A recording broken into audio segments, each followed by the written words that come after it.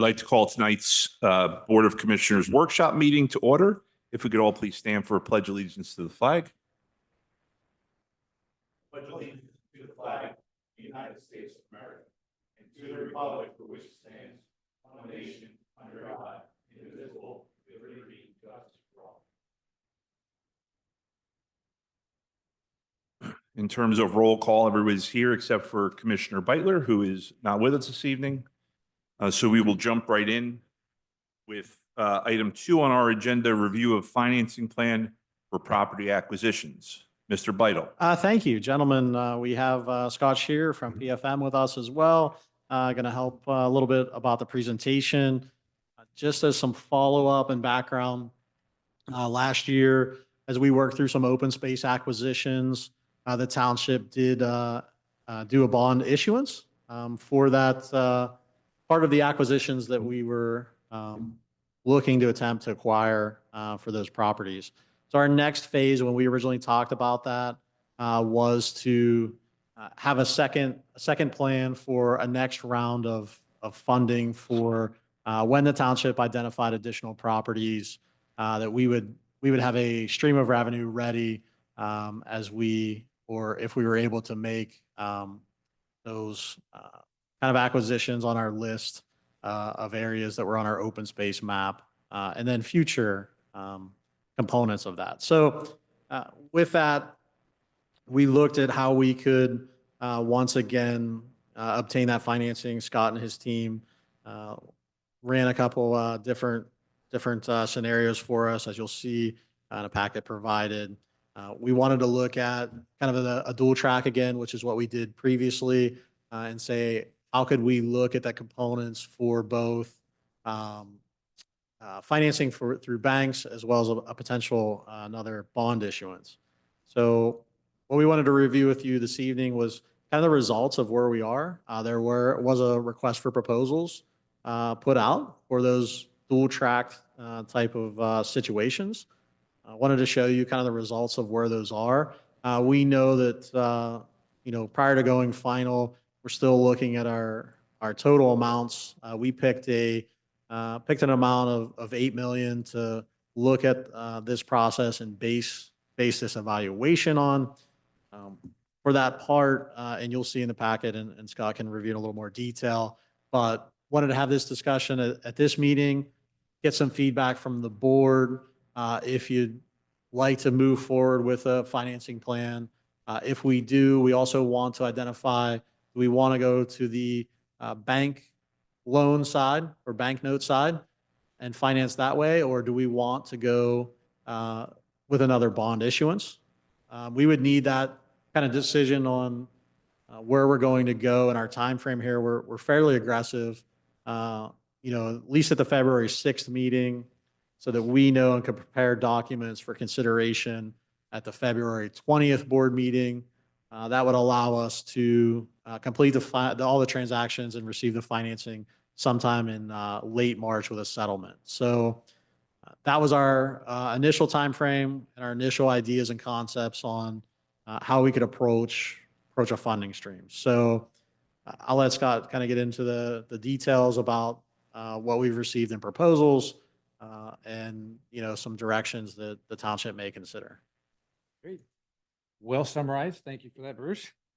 Why don't we go to page 2 just very briefly. Whenever we start talking about borrowing, always just kind of like get ourselves grounded as far as where interest rates are, just to kind of give you a general idea. We have a couple different charts on page 2. If we just focus on the middle one. So this is a 10-year municipal index that goes back to the early 90s, similar to what you saw back when we did the last financing last year. So we have a pretty good historical record here. And if you go to the kind of the little blue row in that box where it says the current rate is a 3.12, and about 52% of the time rates are higher than where they are right now, and about 48% of the time they're less. So all in all, we're still at about historical average. The all-time lows that we saw a couple years ago, but we're still a heck of a lot lower than what we've seen over the same duration. So from a borrowing standpoint, this is still an opportune time. We're not at the all-time lows, but we're still at or around historical averages. And I don't want you to think that your rate would be a 3.12.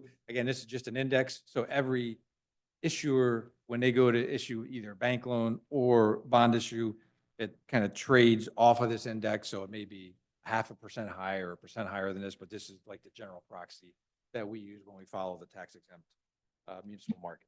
So overall rates are good. On page 3, as already summarized, well, we're just like we did in the last financing for the open space that we borrowed just a little under 10 million. We conducted this dual track approach, which again is where we send out an RFP to bond underwriters that do good work here in Pennsylvania, and also a bunch of different local banks for a bank loan as well, or more in the private market. We got those proposals back in our office, I guess that was Friday, that they came in. We evaluated and wanted to make sure you had the fresh data for this evening's meeting. And again, as described, for a timeline, kind of the quickest that we could go, review this evening. February 6th would be the picking of which option you want to go with and which institution. And then we could be back with your bond counsel on February 20th with the legal documents to approve, and then again settle in late March. And again, just as far as a high-level summary, below there on page 3, we received 8 different bank loan proposals, and then we also received 5 different bond underwriting proposals. So that's what we're going to briefly go over, the results of those. Before we get into the results on page 4, this is kind of more for our purposes, and I think your administration purposes, when we're looking at amortizations and how to structure the payback. We just have your existing debt here illustrated, where in columns 2, basically 2 and 3, that's the 2021 note, and we have that labeled as general fund debt. That's what's paid out of your general fund. So column 2 is the debt service for each calendar year, and then column 3 is just another subtotal for the general fund debt. And then columns 4, 5, and 6, that relates to the open space fund, so we break that out. We have the 2022 note, a couple years left on that, and then again, that's the principal and interest that's due. And then column 5 is the bond issue that we did at the end of last year. So your subtotal in your open space fund, you see that debt service is roughly about 1.4 million for 25 and 26 calendar year, and then it drops off to a little under 700,000 or so. And I would note just quickly, Scott, that we didn't break down the number, and just for the board in our budget, out of that column 2 general fund, just part of that for the next 2 years, 25 and 26, is about 430,000 of open space funding that was for the completion of open space land. So those first two lines are actually increased by about 400. So you're around 1.7 of your amount there. So we wanted to keep it separate though, so you could see really what we're looking at debt wise. So again, that's just to give us a general idea of your debt service. Now, page 5, lots of numbers on here, but we'll kind of cut to the chase. So this is a summary page of the bank loan proposals that we received. And basically, I think we'll focus on the first 2. So Webster Bank and First Keystone Community Bank. Webster Bank submitted a proposal for a fixed rate for the full term, full 15 years of 4.44%. That rate is fixed through maturity, so it would not change unless you took action to change it. About $3,500 of bank fees to close the loan from them, and then basically has a call feature similar to a bond issue. So basically, you can call it after August of 2030, and then they just need kind of the regular financials on an ongoing basis, your audit and budget. So good proposal, fixed rate for the full term. First Keystone Community Bank right below there submitted 2 different options. One had a fixed rate of 4% for 5 years. So when we talk about this, the amortization or the overall term of the loan is still 15 years, but the rate that they're willing to lock in is for 5 years. And then after that, it would reset at the prime rate times 70%. And the cap rate, we need a cap rate under state law, is 7.5%. The bank fee is $2,500. Prepayable anytime, so very flexible. And they just ask for the township to maintain, basically, it's more or less its current depository relationship. Right now, the township has a couple accounts with them. So they didn't really specify an exact dollar amount that you need to keep as a deposit with them, but kind of similar to what you have. And I would say they actually hold the note that you saw in the last chart that is completed in 2026. They are the bank that provided that financing. And they are also offering a drawdown feature, which, so for a bond issue, the day of closing, say late March of this year, you would get all the proceeds at closing, and you could invest the money as you wish, state law. For this bank loan proposal, First Keystone is saying that you could get all the money if you wanted, but they could also supply this drawdown feature, which basically means at closing, you would only take down a little bit of it, a certain amount you need to draw down, about 50,000 to consider the loan issued. But then you would only draw down the amount of funds you need when you need. So if you need $1 million 3 months from now, then $1 million 3 months from now. So it does save on interest expense because you're not paying interest on much of the loan because you haven't drawn it down yet, if that's the option you choose. On the flip side, you're also foregoing interest earnings on that as well. So there's kind of pros and cons with that. Bruce, I'm not totally sure at the moment what investment rate you're getting on the bond proceeds from the last bond issue. I mean, it's probably a pretty healthy number, north of 4%, I would assume. It's close to that.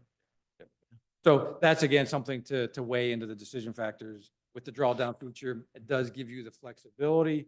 If some of the timing and the amounts of the needs are, a little bit unclear at the moment, but again, you forego some of those interest earnings as well.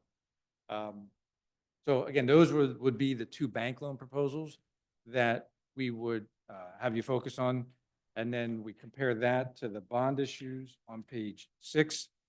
So again, the proposals that we received from Janney Montgomery Scott, Raymond James, Stifel Nicholas, PNC, and RBC. Janney Montgomery Scott was the underwriter on the transaction last year.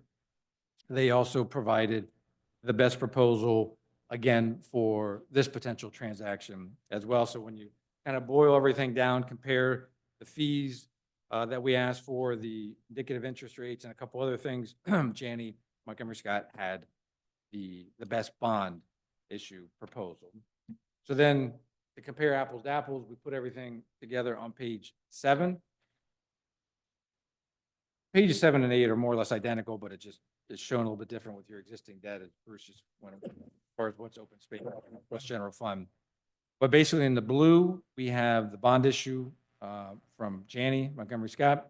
So up at the top in box number 1, we're going to get about $8 million at closing. Again, there's no drawdown, and you just get all the money at closing. The true interest cost based on today's indicative rates is a 3.77%, callable basically 5 years from now in 2030. So then in column 7, you see the debt service. A couple of years, it's a little bit lower, and then it ramps up to about $780,000 or so per year out through 2039. So I think the key number there to look at is the total in column 7, about 10.7 million of both principal and interest on this new bond issue. Then to the right of it, we compare it to the Webster bank loan, which was the bank loan that was fixed for the full term, 4.44%. Again, the township would receive basically $8 million at closing. The true interest cost is approximately 4.53 and has basically identical call feature or prepayment feature like the bond issue in 2030. Column 9 shows the debt service related to this $8 million over the 15-year. Again, some smaller payments for the first 2 years, and then about $827,000 per year thereafter. So the total principal and interest on that loan, based on the interest rates and everything else, is about 11, call it 11.3 for round numbers. So about a $600,000 difference between the Webster bank loan and the Janney bond issue. Then in the orange is both the next 2 columns are from First Keystone, slight nuance between the two. The one in the orange up in box 3, again, you're getting $8 million, but that is a drawdown facility.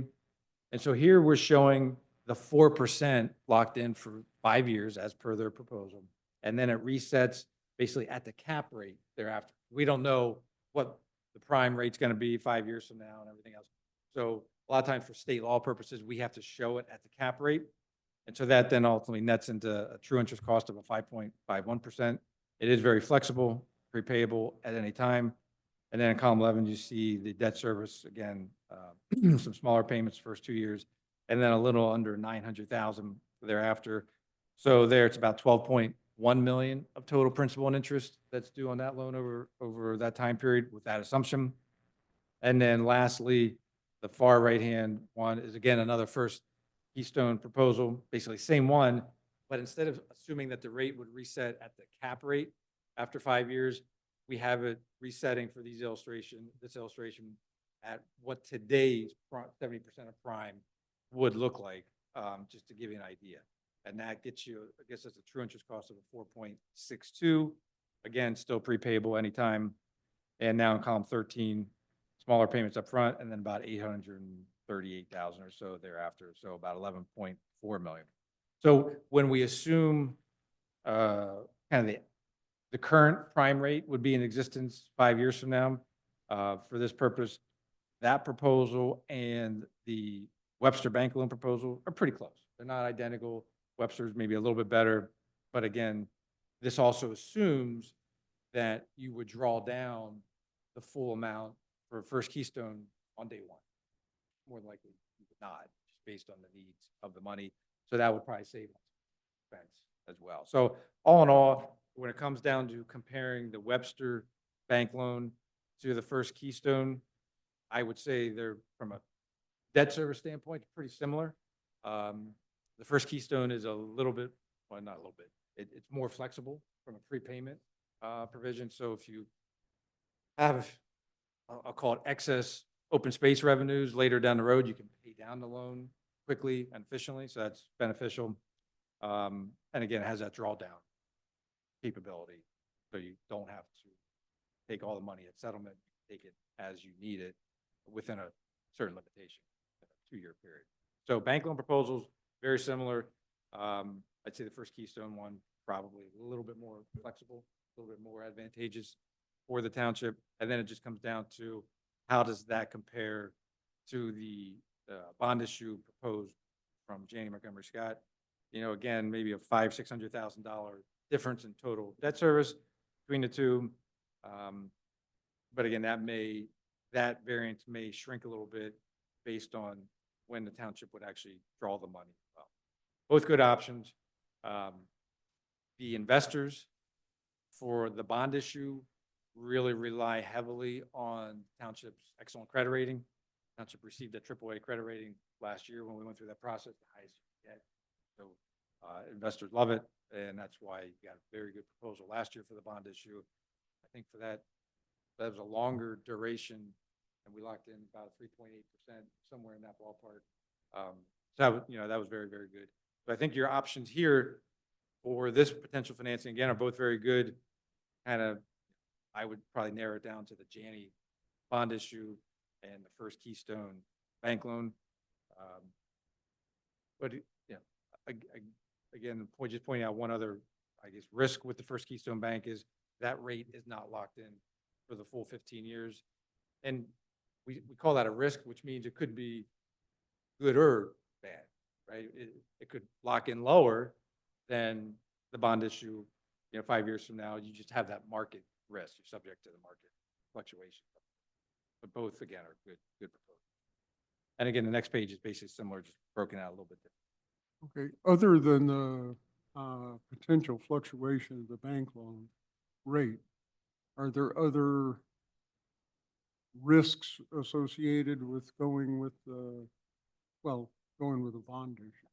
There is, it's a good point, I forgot to mention. So toward the very bottom of page 7, there's that other line that's kind of has a box around it that says bond market movement for debt service equal to the Webster proposal. So the bond issue rates would not be locked in until probably end of February.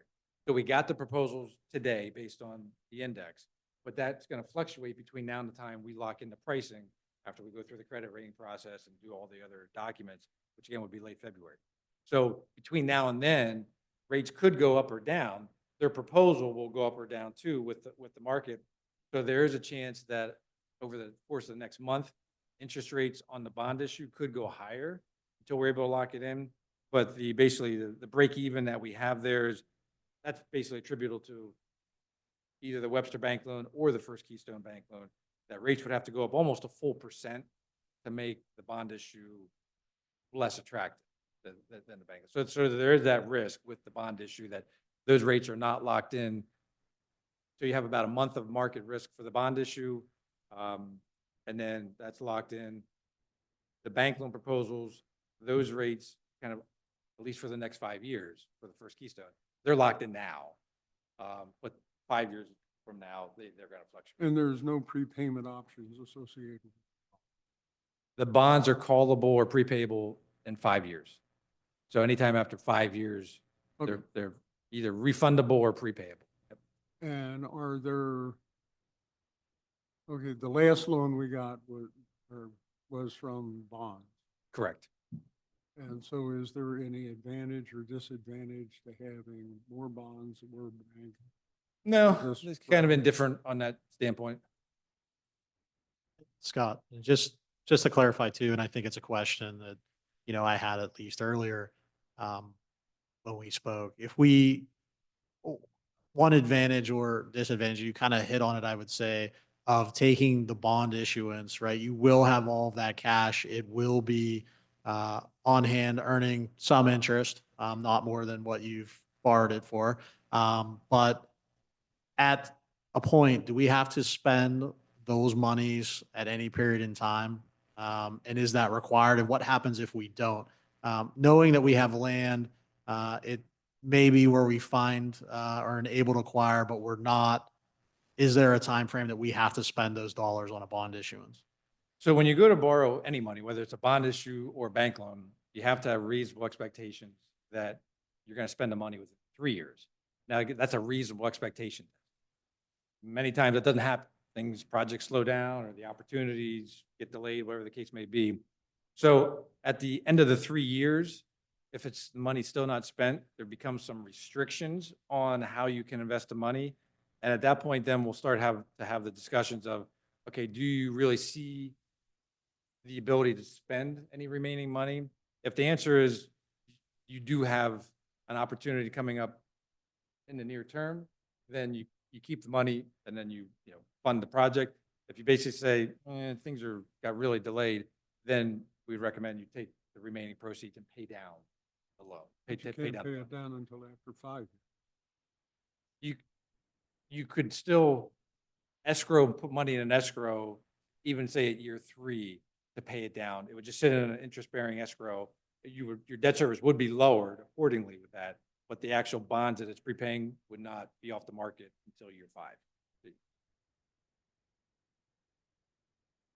But the bank loan would give you the opportunity to not draw. And are you able to draw 4 million of that and then never draw the other 4 million? Yeah, basically, if in that scenario, you would draw 4 million whenever you need it, a month from now, 6 months from now, whatever the case may be. And then if these other projects get delayed, at a certain point, say at the 3-year period, that's when we probably call up the bank and say, the township, not going to draw down the remaining 4 million in this example in the near term. Let's basically just collapse the unused portion. And that'll basically just go away, and then you'll be left with the 4 million that you already drew down. I thought you had said earlier that it was a 2-year range for the draw. Or The drawdown time period is 2 years. So you have 2 years to draw down the fund. So yeah, basically during that time period, if the township says we're not gonna say at the end, close to the end of year 2, we're not gonna need it all. That's when we would call the bank and tell them. But also, if at the end of year 2, you think you may be needing the rest of that money, we would advise the township to draw the remaining 4 million, because you might think it's necessary. But then when we get to year 3, you may say, well, what we thought we needed that money for, that's no longer on the table. Now we don't have the need for it.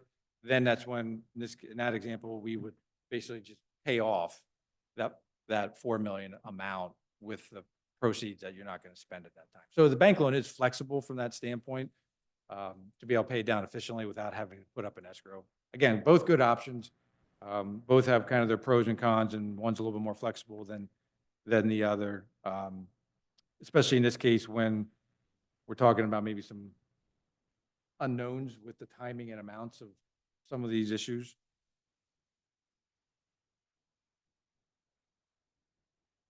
Any other questions from the board? If I could, Yes, please. real quick, on page 8, so what we wanted to do, it looks very similar to page 7.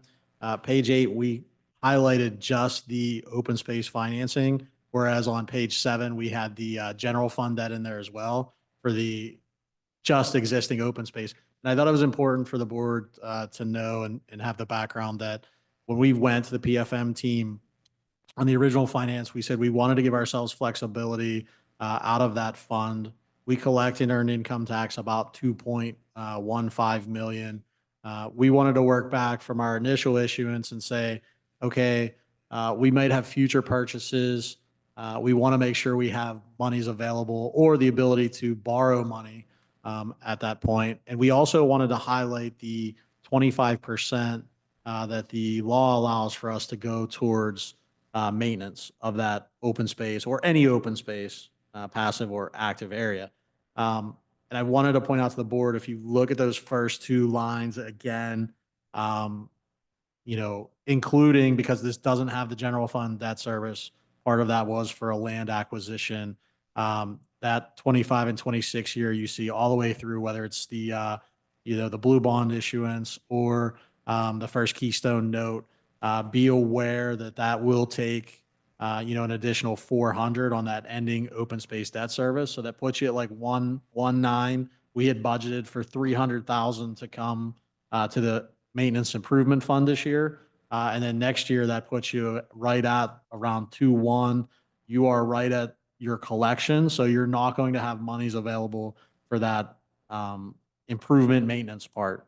And I think that's important to know because we've been talking about projects, Kratzer Farm, those things that we were looking to fund out of that. Now, we do have, approximately 700,000 in that open space account now, currently cash.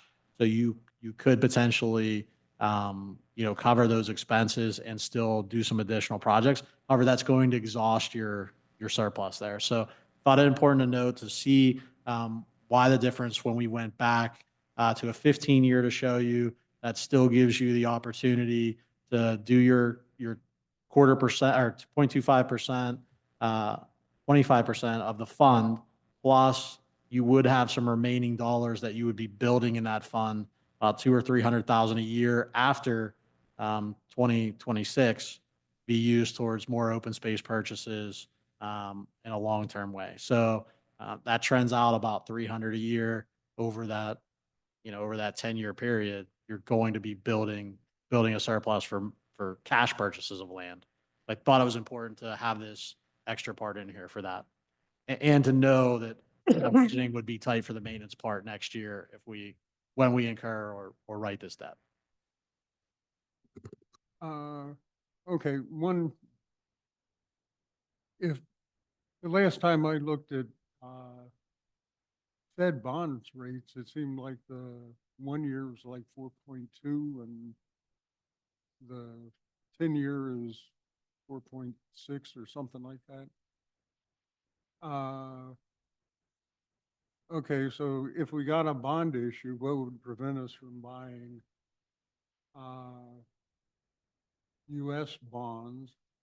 Well, there's things written in there, and that arbitrage, you get in trouble for making or gaining interest above what you've borrowed the money for. That's a no-no because those are tax-free issuances. So the law actually keeps us from being able to do that. That's the point of that. They don't want you to borrow money and then go, receive proceeds on that. Because of the amount that you're borrowing, it's over certain thresholds. So basically in that example, to expand on what Bruce was saying, if you borrow, let's just say at a 4% rate, you lock in a 4% rate. Today you could earn more than that in the investment account, but certain calculations would need to be done along the way. And depending on when you spend that money, you may have to rebate back some of that interest earnings back to the IRS at the end of the 3-year temporary period. So we could still end up break even by doing that, right?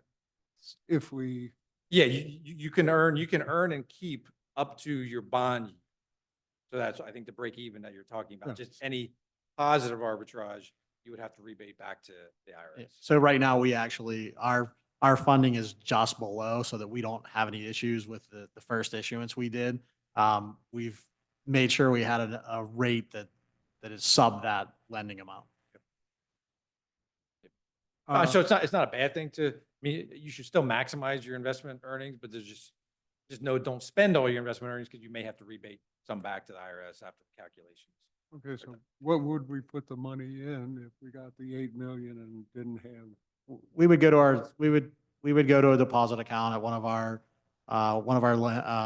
depository places, whether that's Fulton or First Keystone.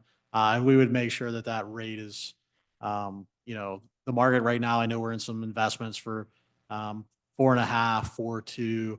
Some of our other funds are still like 4.75, but we would go and set it under that 3.75, probably 3.5, 3.6. We would work with our lending and well, not lending, but we would work with our depository to make sure that they would basically be getting our money for that they could loan out still at 4.5 or 5% and only paying us 3.5 or 3.6. We would accommodate to make sure we didn't face any of those long-term paperwork issues with repayment. There's certain restrictions on how you can invest bond proceeds. And your depository bank would know that. So maybe it's some CDs, maybe it's some tax exempt money market accounts as well, that Bruce was mentioning. So yeah, it's something that can easily be handled then between township and the bank. So it seems to me if we can invest the $8 million, so we're at least covering the interest we're paying on.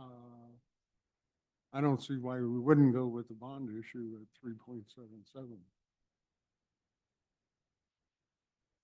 Yeah, I mean, they're both good. One, like I said, you have a little more flexibility on the bank side for 600,000 if you don't want to do the draw. The other, yeah, you would have cash on hand that would be earning at some point. I think, not that we can all predict the market, but I think we'll see, just my personal opinion, not the financial opinion of DFM or anybody else. I think we'll start to see the Fed cut those lending rates. Probably one more time. Yeah. So, but over the course of what it would take to get that transaction done, even over the next year or two, you might be in a situation where, you're paying 3.7 and maybe you're only earning 2 or 2.5. We hope it doesn't go that low, but Yeah. you could be in that situation where you're not making close to what you took it for. I mean, So they're both good. I mean, yeah, I mean, there were expectations last year that the Fed was going to cut a lot more. Those expectations have been subdued. So now they're only thinking one rate cut in 2025. That can change overnight, who knows? But that's the current thinking with the investment rates at the Fed basically control. So again, no decision needed to be made tonight. This is more just informational purposes. Get you all thinking. The February 6th meeting, I think, is kind of the date that we were hoping for.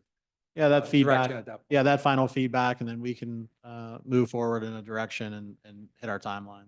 So Bruce, you seem to be leaning toward the bank.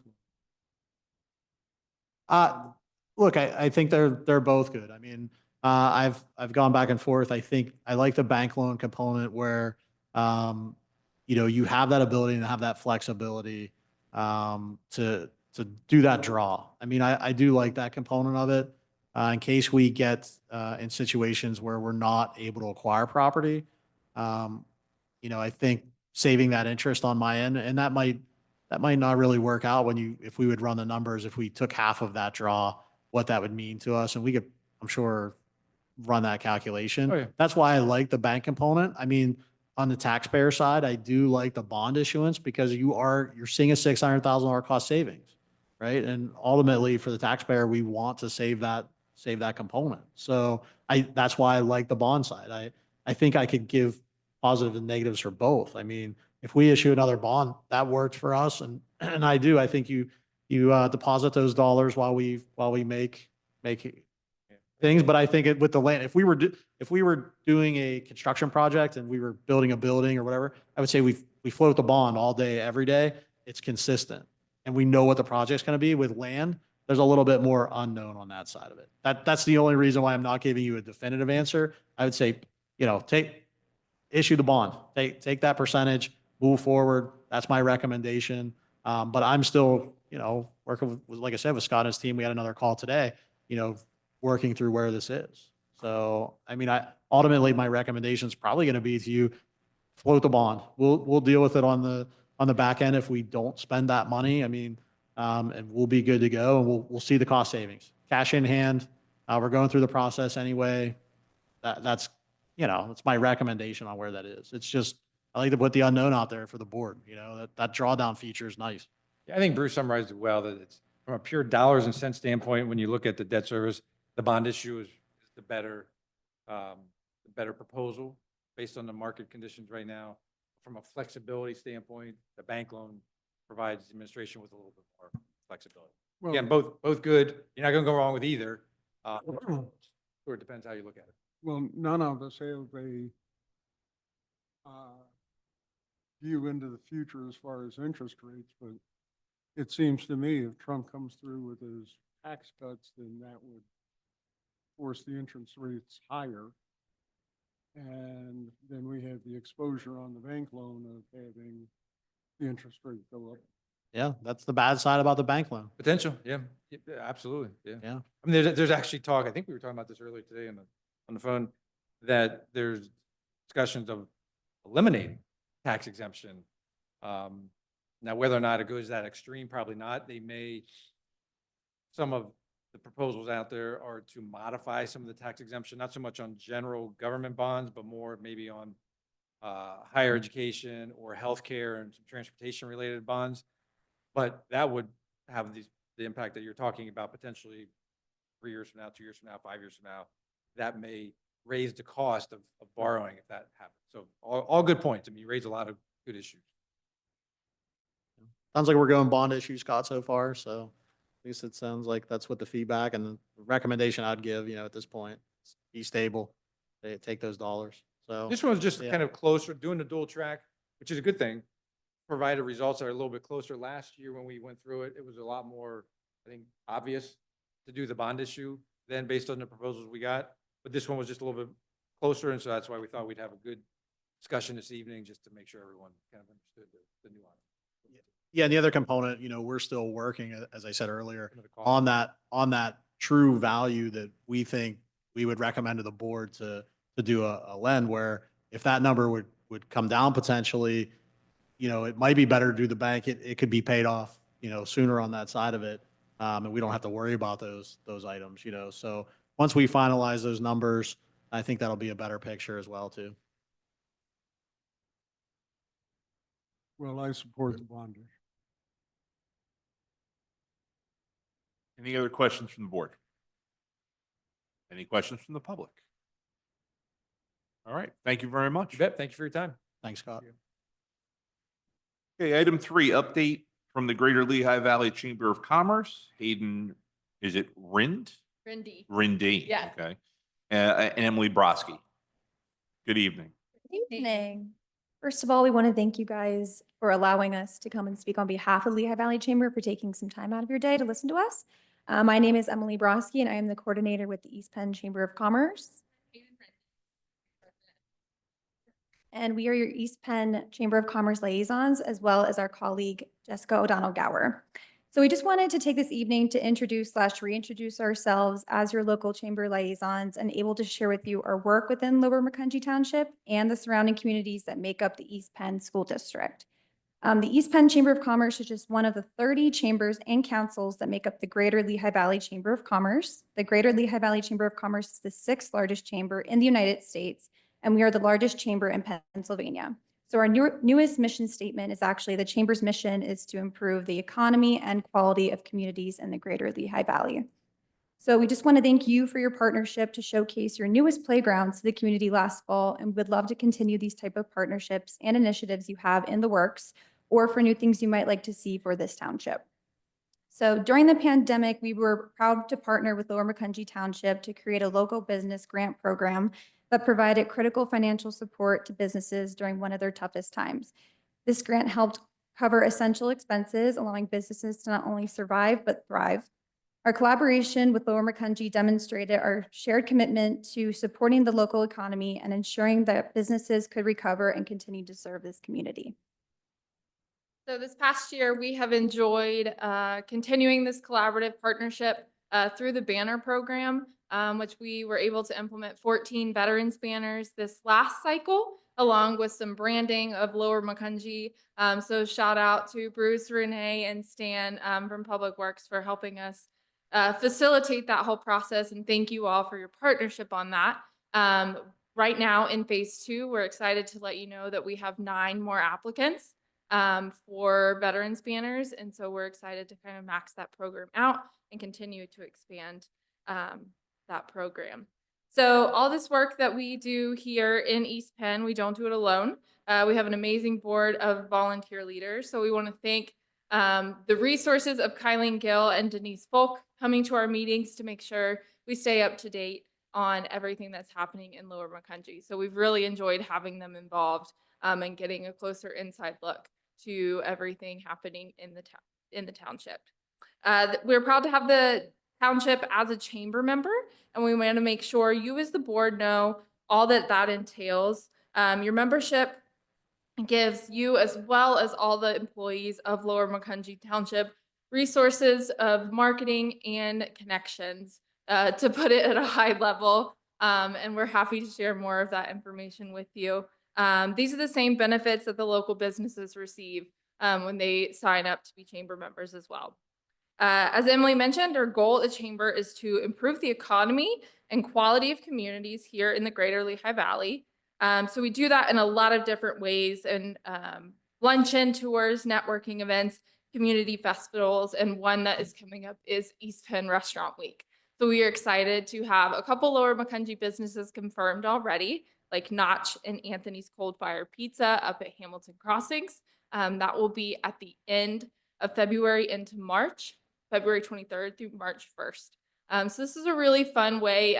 We're excited to hopefully make this the largest restaurant week in the Lehigh Valley, even topping Easton's Restaurant Week. That's our goal for this year, but it is definitely one of the largest.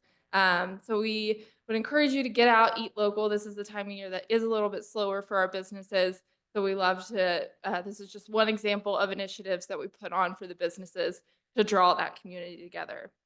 So again, we just wanted to come say hello, let you know that we are a resource to both you as municipal leaders as well as to the businesses that call Lower Macungie home. Please feel free to reach out to us with any ways that we can continue to support and collaborate with the township, or any ways that we might be able to support the community in your businesses. We're happy to answer any questions that anyone might have.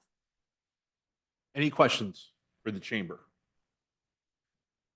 I'll just say thank you for your partnership. It was great to have you guys out at the 2 park dedications or the playground dedications. It got, more, I would say, publicity that way, and got more people out there, and at least let the residents know that there are changes happening, which is always a challenge to get to more people. So thank you very much for being here tonight, but also your partnership throughout the year. Absolutely. We thank you as well. And those were really great events to see the community come together. So that's what we're all about, is merging that business and that community to improve the economy of the Lehigh Valley. Great. Thank you so much. Thank you. Okay, item 4, review sewage facilities planning module for 4444 East Texas Road Apartments. Vince. All right, thank you, Mr. President. Just a brief overview. The project is proposing to add an additional 2 units to an existing 3-unit multifamily dwelling that's located on the property. The applicant received relief from the zoning hearing board to expand the existing non-conforming use on the property in September of 2024.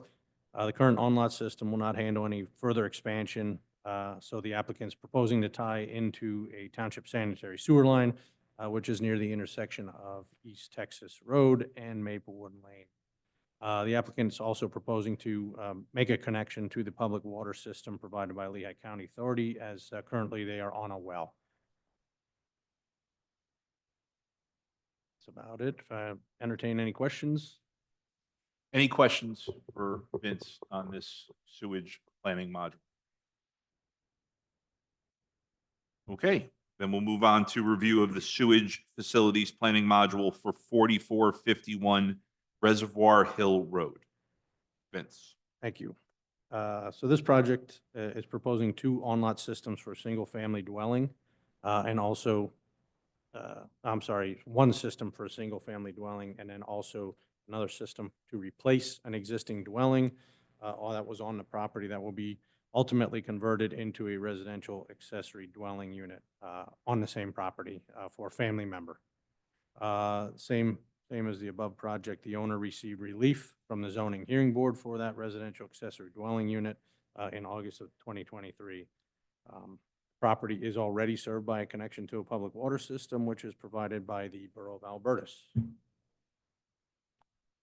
Any Okay. questions? Questions for Vince?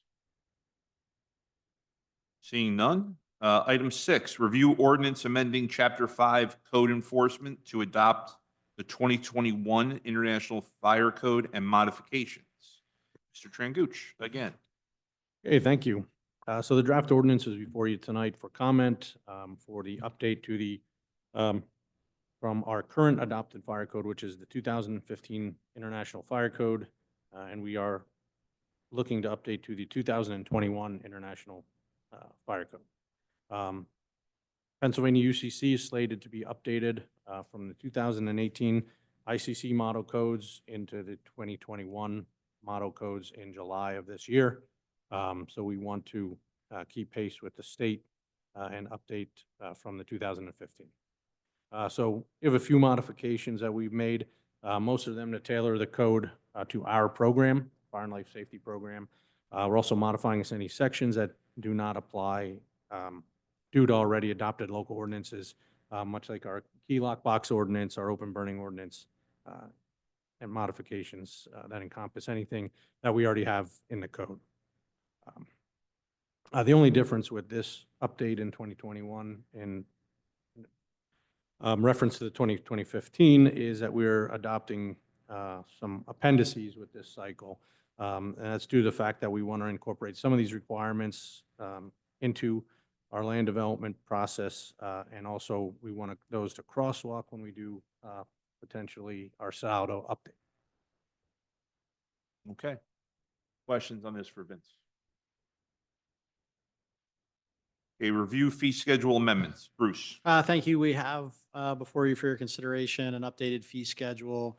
We try to do this throughout the year to make sure we capture certain items. You'll notice a lot of them are recreation related programming activities, like some court rentals, as well as the summer Lower Mac camp. One of the other items that Doug worked on, you'll see an update for the Emmaus Lower Macungie co-owned recycling equipment, I would say. So, you know, the tub grinder, the Scarab pile turner, all those items. There hasn't been a revision since 2018. It's been agreed upon by the two municipalities to implement this new update. That comes as we, as a team, rent that equipment out to other municipal agencies. And we want to make sure we're covering the cost of the items as far as, you know, the mechanic shopping of those, the fuel, the insurances that we pay. So that's one of the big different things that you'll see in there. And that's all we have. For But the Emmaus updates. is still not paying us anything for it. Yeah, so Emmaus and Lower Macungie, we actually, we do pay for rental of that equipment. They hold the bank account. Our teams now, our public works teams and directors are working on their game plan for our better responsiveness to each other as these things, and you see these rental dollars, as well as our long-term planning for what that may entail, our Elm partnership and equipment and things of that nature. So we're working to you know, work on that relationship more. They've been a good partner. They do pay, and they actually do maintenance for the equipment. We do the insurances. So we're working through the partnership. Okay, any other questions for Bruce? Okay, item 8, review of volunteer applications for library board and appointment recommendation. Renee. Board, there's, 3 actual terms on here. 2 are expiring at the end of this month, and then 1, is a vacancy that expires, January 31st, 2027. The 2 incumbents, they applied to be reappointed, and the library board recommends their reappointment. However, the person their third candidate, they would like to meet with first before they appoint and fill that vacancy. So that will be on your February 2nd agenda for consideration. So we would be approving 3 on February. At this time, they're asking you for, to reappoint the 2 incumbents and then wait for the third appointment until they meet with that person. Okay. That would be the February 6th agenda, correct? Yeah, what did I say? The Second. Sorry. I'm the not sixth. coming in on Sunday. I mean, I'll do a lot, but that's not happening. Oh, the 6th, sorry. Any other questions for Renee? Okay, item 9, 2025 road resurfacing project. Doug. Thank you, Mr. President. I just want to get out in front of the board, the draft of the 2025 road servicing program. The last couple of months working with CKS, so for the field technician, we've walked drove numerous roads throughout the township to try to find out the best program we can come up for the 2025 road surfacing. We looked at documents from the previous public works director, his schedule, and reviewed the amount of money was budgeted to come up with some programs. What I have in front of you is a rough draft, 32 roads, estimated 6.6 miles of road servicing, which we included Rally Mac, some hot mix paving, which hasn't been done here in some time, as well as base repair, some ramp updates, as well as line painting. They're broken down into areas. 4 areas will be Rally Mac. Some of these roads have not been touched since 2017. Some have not been filled at all, as well as some hot mixing, which will be including some milling and complete overlay. These roads, in my opinion, have they're at the lifespan that they cannot be sealed. They're chipping, there's base repair. So that would be the hot mix aspect to it, as well as some base repair. There's some areas up in we call the mountain area that was scheduled for shot and chip, tar and chip. But I feel, as well as CCAS, these roads need base repair first before you go ahead and tar and chip. Save the township money in the long run, which will lead into the 2026 program, which will lead to the 2027 program. So currently working on like a 5-year program, a fluid program, which could change due to unforeseen circumstances or whatnot. So I just want to get out in front of the board of what plan we're looking for, and hopefully it'll come to in March to get this in front of the board to put out for bid. Yeah, and our game plan is, now that they've finished, we wanted to share just kind of the roads in the area so you can see it's a little bit different than what we've done in the past. Bring that back. We're, any feedback this evening. This week, we're going to finalize the spec. We'll get it posted on Penn Bid, and that's why we wanted to discuss it now. We're looking at a potential, March, second March meeting type award here. So we need to get moving, and wanted to make sure everybody was okay with kind of the concept we were going with. So that's the time frame. Questions for Bruce or Doug? I'll just, as a comment, I think more substantial road repair is long overdue. So I'm glad we're going in this direction and not just Band-Aiding things that may look good for about an hour and then start to look bad very quickly. So this is, I think, a step in the right direction. I fully agree. Looking at the roads, there's a lot of roads that are in great shape, but as you said, there's a lot of roads with for problem of the base repair and the drainage. Good question. Have we used RaluMac before? Have we done, that's what That we've is- been doing? Okay. Feeling, yeah. The schedule for this year. I just don't recall the name, hearing that name. That's the, go ahead, Brian. That's the, Correct me if I'm wrong, but I believe that's microsurfacing. yeah, Like- ultra Okay. thin Yeah. bonded wearing cord. Yeah. Yeah, that's what I mean. I Yeah. just wasn't. Yeah, the familiar with other, the it name. was typically, it was microsurfacing, fog seal and Nova Chip. Nova chip. Yeah. And I honestly, to this day have to remind myself Ralliumac is microsurfacing, just because heard it more called by microsurfacing than Ralliumac. I got up here and I was like, what the hell's that? So I never truthfully heard of it till I came. We'd like to be different. And I'm actually meeting with the vendor. Yeah, in our budget for that actually too, is liquid fuels funded. So 900,000 is the budget amount that we're working with. thank you. Okay, item 10, 2026 Smith Lane Bridge replacement. Doug. I'll grab it and Doug can jump in as well. So what we've been working through is our long-term bridge replacement plan. The board and the public may not be familiar. We started Gaiman Road Bridge replacement. We looked at then, and this year, Gun Club Road. Our next two bridges that we have that we want to identify, Smith Lane is our next highest priority. Ash Lane out past like towards Mertztown is our second. So we're looking at a 26 replacement for Smith, a 27 replacement proposed for Ash. The board is definitely aware we made the switch towards concrete bridges, structures, and bridge decking to get that 50 to 70-year lifespan, especially on Gaiman. We're looking at that at Gun Club. We think that's the best course of action, especially on our busier roadways. This situation, and this I'll rely on Doug because he has experience as well as I. We're looking to do actually kind of a more of a prefab drop-in bridge at Smith Lane.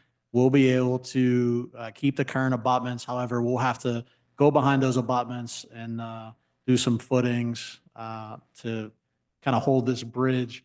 We provided a couple pictures, but I will say, as Brian's group is always as concerned and recommends the concrete side, I will recommend the metal one on this one. I'll take the approach that it's all on my decision here to kind of look at this. For those that aren't familiar, Smith Lane does serve one residence at the top of there and is access to some township walking paths behind the Cogden facility. It's also the emergency exit for that facility at the top of the hill. So we needed a bridge that still had significant weight capacity for it. What we came up with is a lot of these companies, like you see the picture of, they have designed drop-in bridges for those people doing fracking and certain things in the middle of nowhere. So these bridges are a kind of substantial, heavier type application in remote areas. Not that Smith Lane's remote, but we said instead of going to a concrete decking with a concrete substructure, probably we know we're at 575 for Gun Club. We think we'll be pushing over 6 as Smith is a longer span than what we have for Gun Club. We thought we could be in the area of maybe 350 to 400 to try this component out. We think there's a lifespan. So as you see this bridge, you can actually, there's a wooden decking in there. What we would recommend, a wooden decking with a membrane and then pavement over that. We think that we'll still have on a galvanal or even a painted, 20, 30-year lifespan. So we're going to lose lifespan for sure.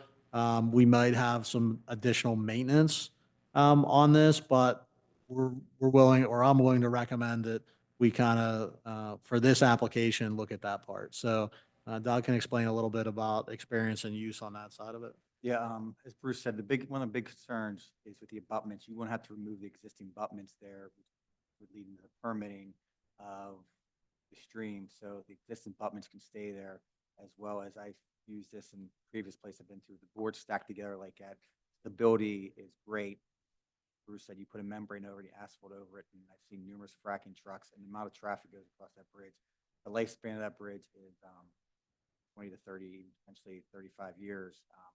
Limited maintenance whatsoever with it. So I definitely recommend the bridge structure with this, as well as the walking component with park being so close by that you can put a walking path on the side of it. So what is the estimated cost of, I think we'll be 3.5 to 375, I think, on that component.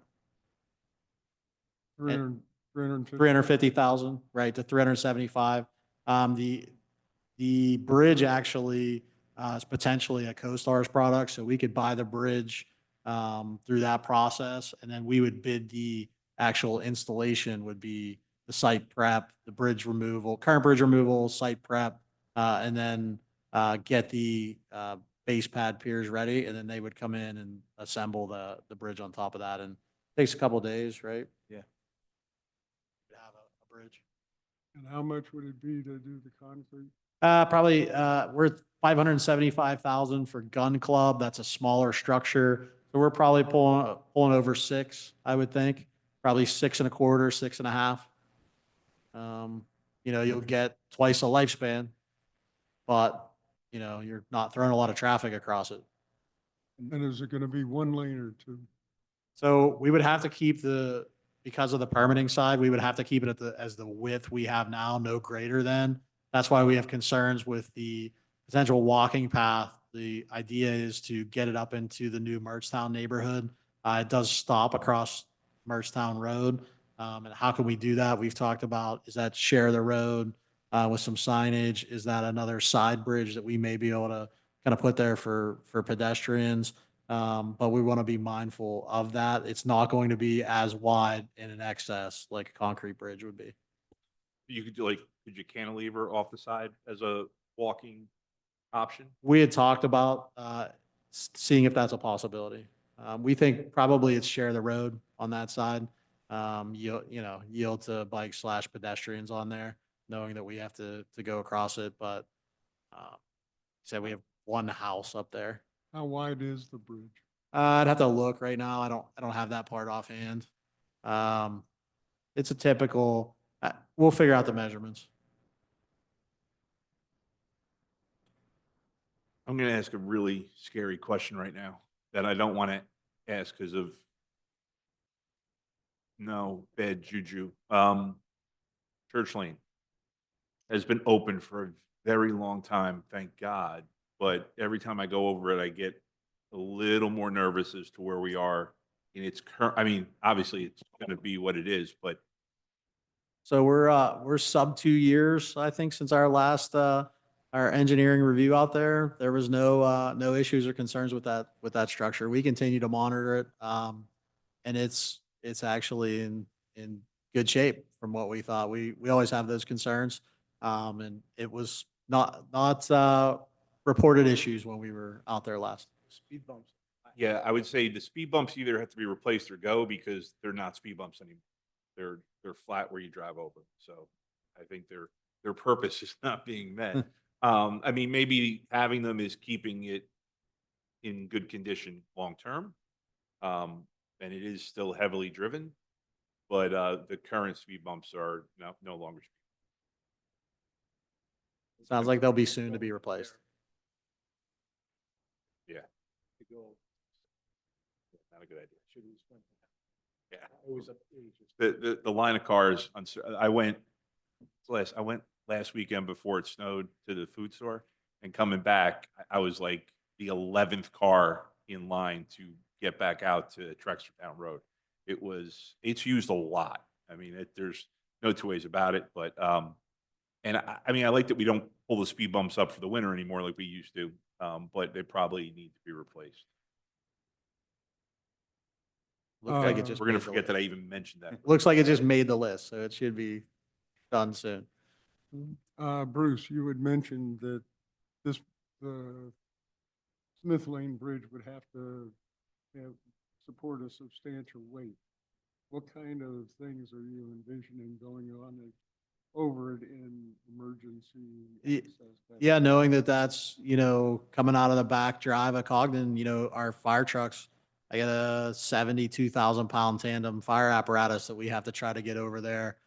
So for me, that's a key piece. And as Doug mentioned, when you look at if people aren't familiar with the fracking process, they are driving triaxles of water 24 hours a day, 7 days a week for months over these type of bridges. So Yeah, that's, when I look at that, that's the kind of capacity we don't want to be. If the emergency exit wasn't there, I would say we would do a lower, 10 tons in there, 15 ton. But, this will give us our highest rated capacity. So, which is what we've been trying to do with all the new bridge designs, game and of course gun club, get those so that we don't have any issues with that. But yeah, that's our main goal is to make sure we still have access up into the back of that complex. Okay, any other questions about bridge? Okay, item 11, manager updates. Mr. Vital. I think, yeah, just have a couple things here, get the board updated on. The first one, we've seen some articles and, some PR about Comcast Xfinity moving into the valley. We are interested, at least it's been conveyed to me, there's been interest to have, a reach out to Comcast Xfinity and have them potentially become a service provider. I did, provide correspondence, to one of their, primary government representatives that the township would always consider having them in the valley. So if they would be able to, accommodate, we're willing to negotiate a franchise agreement with them. So, we did hear an email response back, saying that their team was going to have some internal discussions and they would follow up with my letter. So I wanted the board to be aware, maybe, we can be one of the emerging markets in the valley. That's good. They used to just say no. So this is, progress. It's positive, and I thank our partners at Cohen Law Group. Cohen does and is in the process of working through our, cable franchise agreements. They were able to reach out and find us a significant contact there. And it seems like our letter was at least received and acknowledged, so. Next item I have for you, you'll see, Renee's going to display. We're working through, as we told the board, we have a potential issue in the, West Coastville district behind the tennis courts, between the tennis courts, and the, business that's located on the corner of, North Brookside and Hamilton. The area that Renee shows you, you see there's highlighted in yellow. There's a component of sewer line, that is in a clay pipe section. This line, at some point, was shifted and repaired many, many years ago. What we found is, the pipe is now, offset once again, so it's unable to be lined. So in that area, we're going to have to actually dig and replace, that component. As we told the board, we didn't option the entire, sewer bid, for the lining or the lateral linings, because we knew that this project potentially is out here. We need to get this part done, prior to any lining further down in this line that runs down through the park. You'll see Renee's visual there. That's kind of, you're standing in the parking lot of the restaurant, looking down towards the ball fields. That's where this component, runs. So CKS was able to put a bid out, for us. We are currently accepting bids. They will open on the 17th of February. So what we want to do is, potentially, get those recommendations onto the board's second meeting in February, so there's no delay. That's why I wanted to talk about it now. So hopefully we're, 75,000 potentially, on the cost side. Are they replacing clay with clay? No, they will be replacing, plastic component in there, and they will put, a connection point at the manhole down towards like a dog box. And that'll be a new restored section there.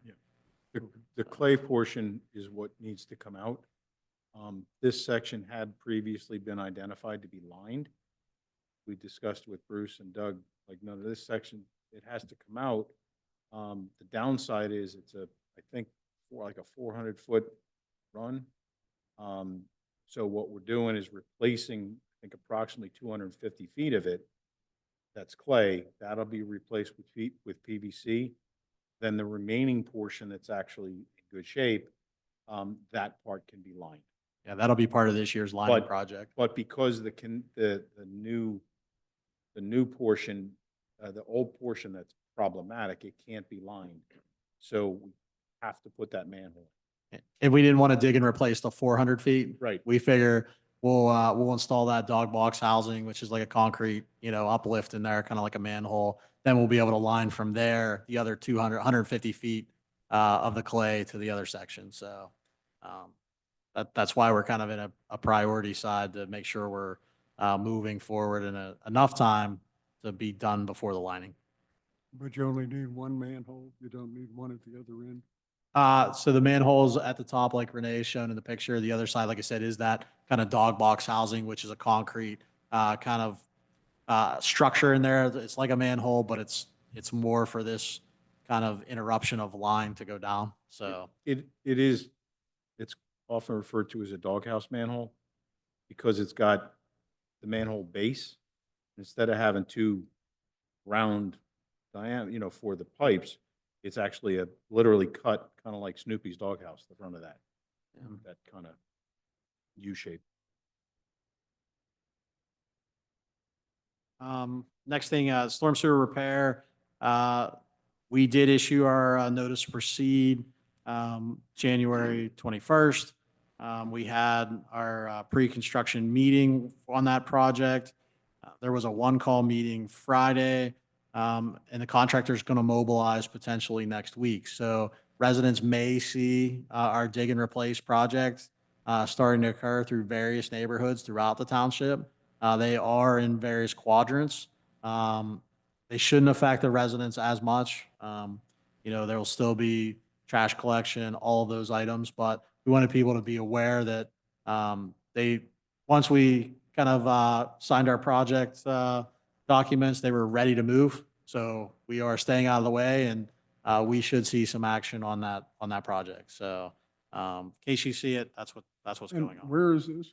All over various old metal pipe in neighborhoods. So Okay. some might be over on Astor, some might be in Shepherd Hills, some might be over in Winding Brook. So there's various components. That was budgeted at 720,000. The bid was like 680. So we're hoping to stay on key and on budget. That's going to be the random thing. More as they move through, it might be advantageous for them to mobilize and get to another neighborhood, then come back. So people might see them, and then they're going to disappear, and then they're going to, come back. So we're organizing on the contractor side how they want to kind of pick those off and accommodate jobs. So people might think we don't have a plan that they're coming back, but that's kind of the randomness is the plan. Yeah, and the randomness was really not our preference. But what happened was our office has reviewed video of all the storm sewer CMP that has been collected so far. And what we did was we identified the areas that were the worst that needed to be done right away. So that's why it's random. We were kind of hoping that we could go in and do it similar to an overlay program. You do neighborhood by neighborhood. We didn't have that luxury on this particular project. And was Princeton Lane one of the parts of that? I'm sorry, Princeton Lane, or Princeton? I don't off the top of my head recall exactly which streets are getting work done. I know that Okay. the video we got was for, I want to say half the township. Because we have from the township data, we have all the corrugated metal pipes identified. We had a video contractor go out and do, I believe it was roughly half with the first kind of chunk of this. I don't recall exactly where we did. Okay. We- so- We can get we can get you a map too. We have those areas. I want to say that that is in the area. Part of Princeton, I think might be in there. I don't want to misspeak, but that is one of the areas we identified. We took the rank order of the video to get that budgeted amount. We're like 1,200 feet of pipe, so varying lengths. So it's our high priority areas or our first bite at the apple here. Okay. Okay, Bruce. Next. All right. Service Road 2, we were, and we're prepared to, name that service road for those not familiar from, Cedar Brook towards, the Holiday Inn and, ABE Stone in the back.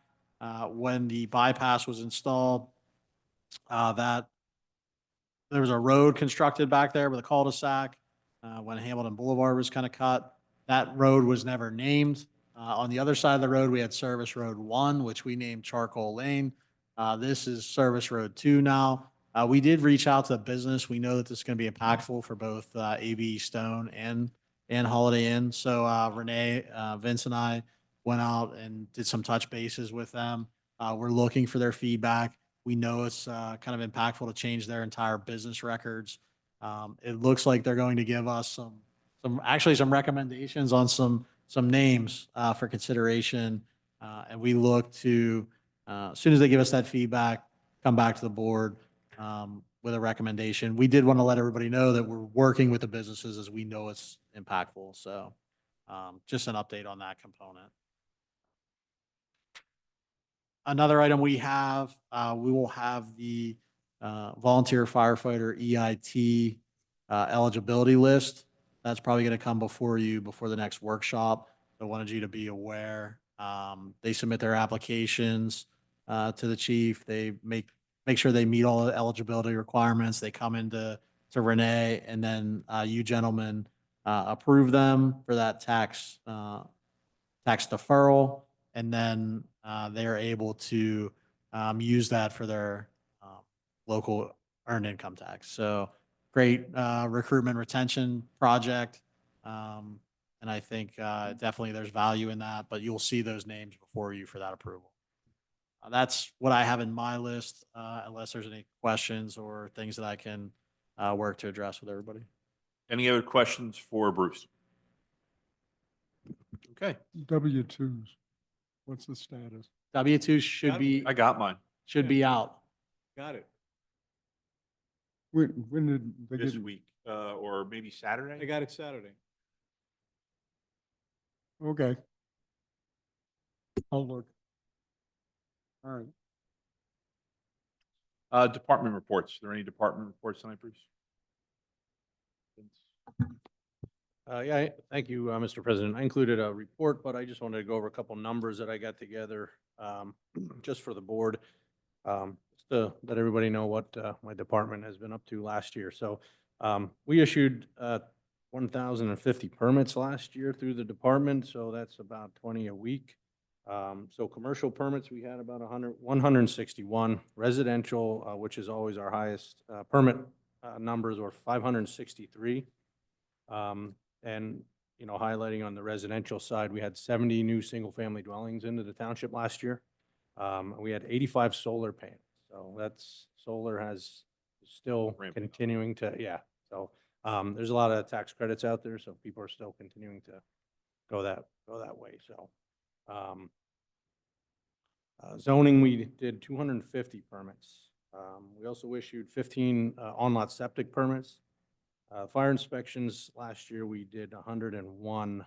So that was our light year. So out of the roughly about 300 businesses, we get about 100 this year. Next year, we do about 200. So we're trying to even that out as we move on to the coming years. So we handled 365 complaints last year.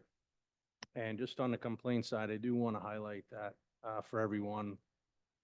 Out of that, only 12 went to violation letters. The rest were handled either in person, on the phone, direct contact, which is what we like to do. 56 of those, about 15% were unfounded. So that's what get calls, about 15% that aren't really complaints. So, and then just want to say that my staff performed almost 1,400 inspections in the field, so that's a little over 5 a day. So, we're out there performing work for the residents. Appreciate it. Take any questions if anybody has any, but thank you.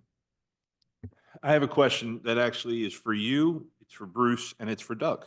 So our snow events aren't as frequent as they used to be.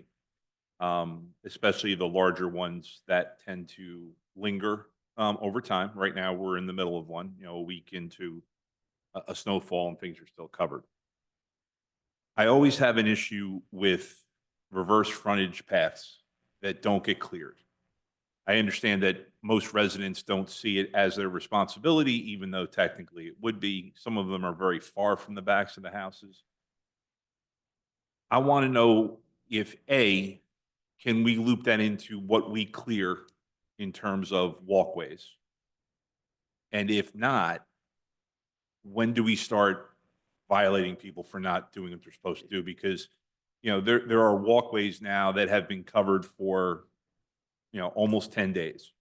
People are still walking on them, but most of them now are walking in the street, and that kind of defeats the purpose of having walkways. What I can add, or give an explanation for that is, in 2021, we amended the Streets and Sidewalks, Chapter 21, Part 4, which is maintenance, to exclude reverse frontage pathways. Okay? So we do include in the ordinance sidewalks have to be cleared within 48 hours, but we did remove and defined pathways from being cleared on reverse frontage areas.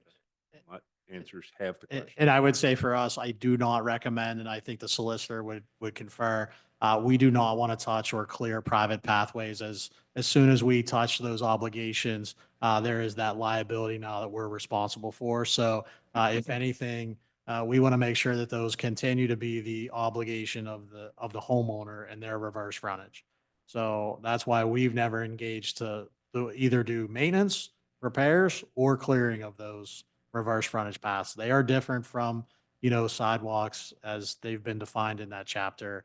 It seemed like the board at that time was more resident focused, where you didn't, not you, but the board didn't want to see that forcefulness of enforcement on these reverse frontage paths, as they weren't sidewalks. So that's why we don't maintain them, and we're not aggressively monitoring them.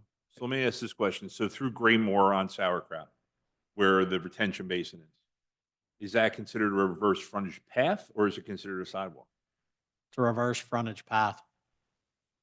Yeah, it's a pathway. And I think just to add to Bruce's comment, and now I'm looking directly at the ordinance. It says, any pathways that are completely physically separated from the owner's property, by a buffer, right? So those, we definitely took that out of the ordinance. But I definitely agree with Bruce that in Graymore, that it's also considered a pathway. It wouldn't be under the maintenance standards. And would the part of the pathway that's adjacent to the retention basin still be part of somebody's property?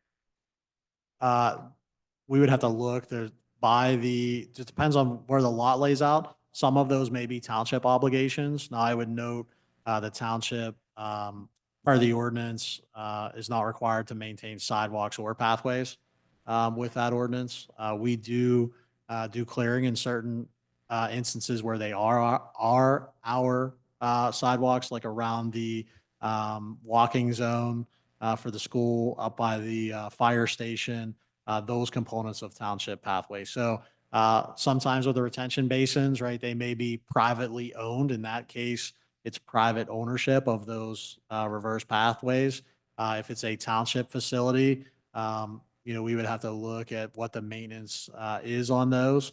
But because they're pathways, probably, and their blacktop has always been, at least since I've been here, the fact that the township doesn't address macadam pathways like that, unless they're in the walking district for the school when we own them. So, and I think this is a good conversation in public and for the three people who are watching. Those pathways, when they go bad, so that's not, we're talking probably 15 years old. When that goes bad, it's the responsibility of the property owner to repair them. Correct. And I think there's a lot of people that don't understand that reverse frontage path is the component of your property as laid out by the land development plan, just like your street tree, your sidewalk. that is your obligation. Yeah, in our ordinance, we relieve the obligation for clearing. Mhm. That doesn't relieve Right. the obligation for maintenance Right, maintenance and and improvement. repair or replace. Okay, thank you.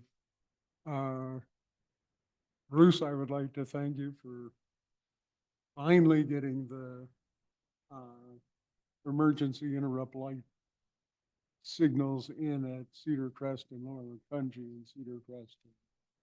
Uh, Curve Bend. You are welcome. That I will thank staff. They got that all completed. And we're already on to our next components of preemption at various intersections. So, we appreciate the thanks, but we should have had that, 2 years ago, but we're glad that we're in and we're functioning. I will say, while we're talking traffic lights now, not to belabor the meeting or the conversation, just so the board's aware, we're working on completing that grant-funded project at Cressler Hamilton, Cressler Bypass 78. With that, I had a conversation with finance today. That project was supposed to be completed at the end of 2024 with grant funds plus traffic impact. Because I thought we were going to have that done, I don't have it in the 25 budget to pay those bills. We're going to pay them from the 24. It's grant received money plus traffic impact fee, so it's not going to affect our monies in there, but we just did not, the contractor was waiting on supplies. They couldn't get the controllers. So we pushed that a little bit. Now they're in for weather, the ground's frozen. They can't get the conduit runs in. Hopefully it'll thaw out here and they can knock that out and be done. So we've had delays. I want to make sure the board's aware of the financing part. So do we need to modify the budget or anything? No, we'll be all right. That's why I wanted to just let you guys know that that's where we are with it. So when we'll make sure we do it appropriately, but it's a good discussion while we're talking about it. So, and in sidewalks, something to think about too. Now that I didn't put that on the agenda or wasn't going to talk about it, but I know there's potential for the bridge replacement for the turnpike on Hamilton Boulevard near Wawa. They do want to know at some point if the township would like a sidewalk there or walking path connectivity with just painted lines like we did on some of the other ones. Solicitor's office is looking to see, and that would take an amendment or a change if the neighboring property or butters like Wawa could maintain that obligation of pathway snow clearing. We would not recommend to the board to, put sidewalk in that we would be liable for. PennDOT, however, does make us sign an agreement that we would have to take maintenance for the sidewalk there. However, we'll let the solicitor's office research, but we may be able to have the abutting property owners do that. So we will be looking for some thoughts from the board about sidewalks on that bridge and the connectivity in the near future. So probably in the February workshop, I'll make sure that I have that on there, but just something to think about. Well, okay. As long as we're talking about turnpike. Okay, they're working on Lower McCountry now. I assumed East Texas would be next. Correct. East Texas is next. That has the additional widening part like we did on Indian Creek for the line painted on there for the share the road type deal. So that starts I have it on my desk. I want to say that starts fall of this year of 25, or that might be the 26 project. So after they get done with Lower McCountry Road. East Texas is next. Long range planning, maybe 10 years on Hamilton. 10 years. 10 years before they get around to that? Potentially, as they take care of the other bridges, we're probably 8 to 10 years out from seeing that project completed. It's once we figure out on the sidewalk side that they'll be in design, so they can get some more substantial design moving. Okay. Yeah, I was on the bypass today for the first time in a long time, and a couple of things I noticed. One, the widening has made its way up to the Quakertown exit, so that's progressing north. And as much as it looks like they're building a new highway when you're on Lower McCountry Road for what they've cleared out, you wouldn't even know they were doing any work if you're on the bypass. Like you come up, I was coming up on it, I'm waiting to see like how big and how open it is. I barely even saw it. Like it's crazy the difference in the angles. Because if you're on Lower McCountry Road, it looks like they're building a subdivision at this point. Yeah. Do we think, and these are things that people ask, but I'm also curious. Do we think they're putting in a temporary bridge when they do that? Or is it No. that's just stormwater management and Stormwater management on the side, and then they will, the bridge is actually offset from what it currently was. You'll see that that'll be a little bit, the alignment will be shifted. So they'll build part of it and then, connect it together, so. But they are planning on closing the bridge for a month, right? I have to see their timeframe, and update everybody. I don't believe that there is a component of lane shutdown, complete lane shutdown. As of a year or two ago, well, what I originally heard was September of last year to September of this year would be the closing of mill rigs. And September, well, basically the month of September or October, they would be closing the bridge for a month to put in the final span. I would have to look, but I don't believe that's the case, but Mill Race will be closed the entire time, Yeah. for them to do work there. I mean, I would hope, I would think that if they could do Indian Creek half of the time, this is a much busier road. Like, this is the one you don't want to shut down for a month. That would be interesting, to say the least. Just to Well- clarify also some falsehoods that are out there. Some people approached me thinking that there was gonna be an exit at Lower Yeah. McCungy. So I assured them that, no, they're Yeah. not doing that. We've heard of no slip ramps or exits, so. However, Mill Race will be realigned at the end, to get it more towards, Macungie Road, that side of it. So they will see that configuration is going to change a little bit, but it's not because they're putting any ramps there. But yeah, would you check to confirm that they're not closing Lower McCountry Bridge? Yeah, we'll reach out. We'll reach out and make sure that's the case. We have their, design team's contact info. All right, is there any public comment on agenda topics? Seeing none, we are adjourned. Yeah. Hi, Vince. Take care. Yeah, thanks.